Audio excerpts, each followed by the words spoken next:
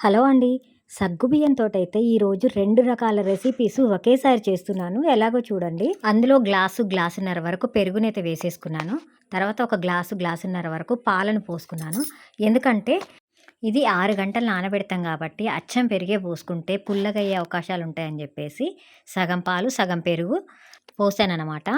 తర్వాత వాటర్‌ని కూడా 6 గ్లాసుల వరకు పోసాను. ఒక్కొక్క గ్లాస్‌కి 3 గ్లాసుల వాటర్ చొప్పుననమాట. అంటే సగ్గుబియ్యం పూర్తిగా నానడానికి సరిపడా పోసుకోవాలనమాట. మొత్తం మెత్తగా నానిపోవాలి సగ్గుబియ్యం అనేది ఈ 6 గంటల్లో. నేను నైట్ పడుకునేటప్పుడైతే నానబెట్టుకున్నాను. ఎర్లీ మార్నింగ్ అయితే చేసుకున్నాను. ఎర్లీ మార్నింగ్ 2 గ్లాసుల సగ్గుబియ్యం నానబెట్టాను కదా! అందులో ఒక గ్లాస్ మందమేమో పకోడీలు చేశాను. ఇంకొక గ్లాస్ మందమేమో వడియాలు పెట్టుకున్నాను. ఒకేసారి నానబెట్టుకొని ఇలా 2 రకాలుగా రెసిపీస్ అయితే తయారు చేశాను. అచ్చం పెరుగులోనే నానబెడితే 6 గంటలు నానుతుంది కాబట్టి పుల్లగా అవుతుందని చెప్పేసి సగం పాలు కూడా పోసాననమాట. అలా అయితే సరిపోని పులుపు అనేది వచ్చేస్తుంది. ఇప్పుడైతే సగ్గుబియ్యం మెత్తగా నానిపోయాయి. ఇప్పుడు నేను ఒక గ్లాస్ సుమారు నానినటువంటి సగ్గుబియ్యాన్ని వేరొక బౌల్లోకి తీసుకొని మిగిలినటువంటి సగ్గుబియ్యంలో ఉప్పు, కారము, జీలకర్ర, వామ, పచ్చిమిర్చి ఇవన్నీ వేసి తర్వాత 2 గ్లాసుల వరకు బియ్యపు పిండిని వేసుకొని పకోడీల పిండి మాదిరిగా కలుపుకున్నాను. కలిపేటప్పుడైతే నాకు ఇంకా వాటర్ కొంచెం అంతా పట్టింది.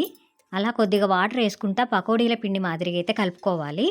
తర్వాత కళాయి పెట్టుకొని డీప్ ఫ్రైకి సరిపడా ఆయిల్ పోసుకొని కొంచెం తక్కువ పోసుకున్నా పర్వాలేదు, వీటికి పకోడీలాగా వేసేసుకొని కలుపుకోవడమే. కొన్ని సగ్గుబియ్యం ఏమో మెత్తగా పిండిలాగా అయిపోయి పిండిలో కలిసిపోతాయి. కొన్ని అక్కడక్కడ సగ్గుబియ్యం కనిపిస్తూనే ఉంటాయి. ఏం కాదు.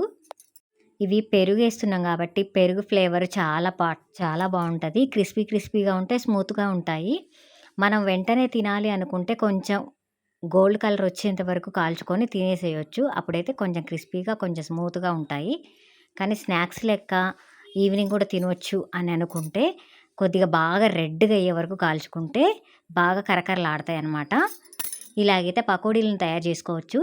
ఇప్పుడు మిగిలినటువంటి సగ్గుబియ్యాన్ని అయితే వడియాలైతే పెట్టుకుంటున్నాను.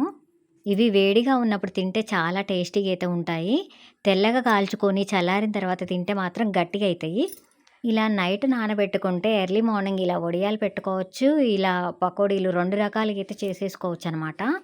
ఇక మనం పక్కకు తీసుకున్నటువంటి మిగిలినటువంటి సగ్గుబియ్యంలో ఇంకా 3 గ్లాసెస్ వరకు వాటర్ అయితే పోసి కుక్కర్లో పెట్టుకొని ఒక 7-8 విజిల్స్ వచ్చే వరకు అయితే ఉడికించుకొని దాంట్లో ఉప్పు, జీలకర్ర, వాము ఈ 3 అయితే వేసేసుకొని మంచిగా కలుపుకొని ఒక పాలిథిన్ కవర్ తీసుకొని దాని మీద అయితే వడియాలు లెక్క బిల్లలుగా అయితే పెట్టుకోవాలి.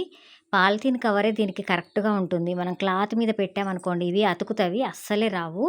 అందుకనే కవరే తీసుకొని పెట్టాను నేను.